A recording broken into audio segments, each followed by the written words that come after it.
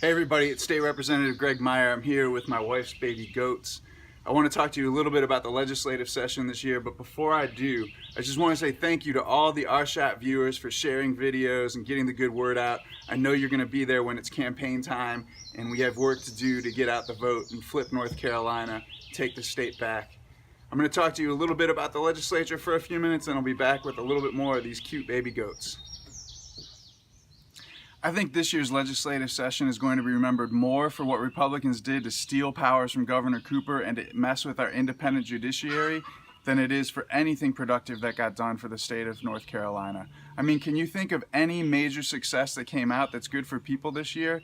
It's almost as if Republicans' governing philosophy ran out, and so all they could do is figure out how to break government. Oh, wait. Giving tax cuts to the rich and breaking government is their governing philosophy. Never mind.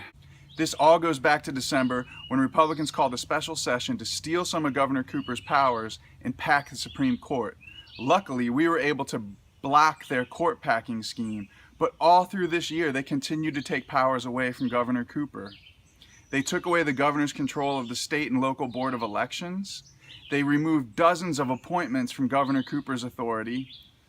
And they reduced the size of the state appellate court just so that the Governor Cooper couldn't replace 3 retiring judges. Speaking of the judiciary, all of our judges' elections used to be nonpartisan, but the Republicans changed that. And now they have a plan to gerrymander judicial districts the same way they gerrymandered their own legislative districts. Late in the session, they took $10 million away from Attorney General Josh Cooper, and they tried to impeach Secretary of State Elaine Marshall. Why? Because she was following the law. Wait, that's not why. It's because the law required her to help immigrants, and apparently Republicans don't like that. As bad as all of that was, it could have been a lot worse. Democrats actually beat back an effort to allow 18-year-olds to carry concealed weapons without a permit or training. And we stopped a national Tea Party movement to have North Carolina join a call for a new constitutional convention. What? Ooh, I need a goat break.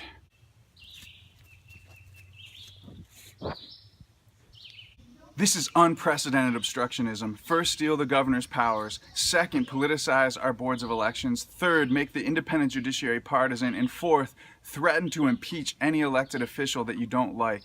Meanwhile, I'm sitting there wondering, didn't we come here to actually get things done for the people of North Carolina? What could we do to make this state better if we weren't in the middle of these petty partisan battles? There's an alternative. Imagine what Democrats could have gotten done this year. Democrats believe in helping working people. We wanted to raise the minimum wage because that would create pressure for all wages to go up. Governor Cooper wanted to expand Medicaid so that millions of working North Carolinians could have had access to health care. We worked on a bill that would have made it easier for working adults who are caring for aging parents to be able to take leave time. And we would have expanded rural broadband access so that people who love the rural communities that they live in could continue to live there while working in jobs that are part of the global economy. Democrats want policies that help people's families.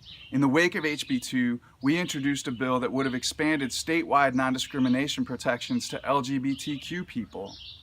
We introduced a bill that would have expanded access to reproductive health care. And that bill would have just had us meet a standard set by a recent Supreme Court decision, but Republicans still blocked it. And we would have expanded access to mental health and substance abuse care because we know that right now people are having trouble getting support for family members without having them go through emergency rooms or even worse, jails.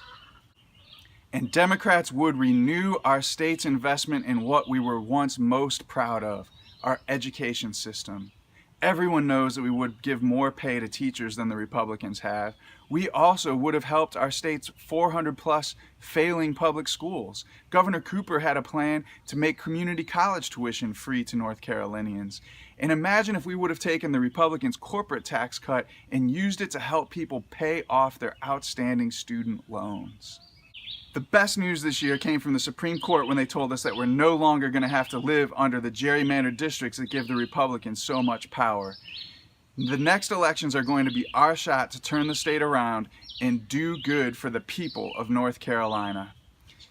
If you agree with me and you want to help, can I ask you to put a little something in the tip jar? Go to greigmeyer.com or look for the link below. Give $5, $10, $15, whatever you can give. Every little bit will help.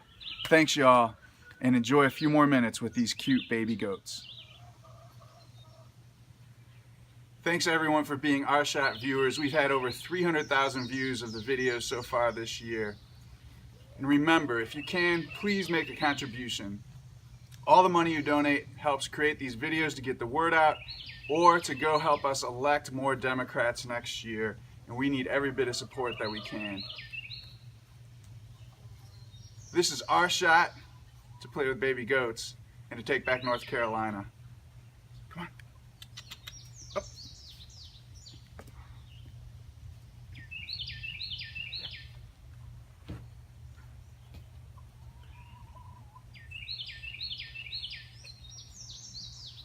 This one is named Tumnus, and this one is named Pippin. We got another one named Gergie who's hiding in the shed over there. If you know what books those are from, put it in the comments. You guys are adorable. Who doesn't love baby goats?